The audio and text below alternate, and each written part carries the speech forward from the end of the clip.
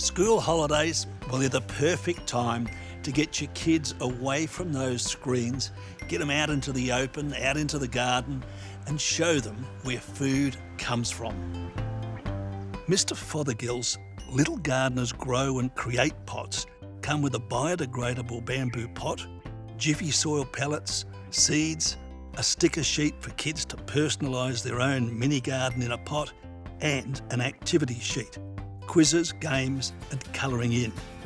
I'm setting up a tomato mini pot.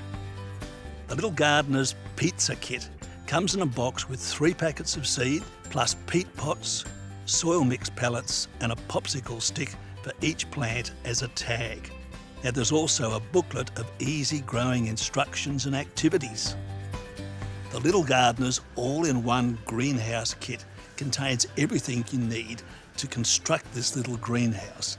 Plus, it's got the potting mix made up there, labels, and 3 different sorts of seeds. We've got sunflowers, tomatoes, and basil. And basil's the one I'm going to be planting right now. This whole range is designed to get parents and grandparents involved with kids' learning and development, and makes gardening a fun family activity. Now this weekend is looking good.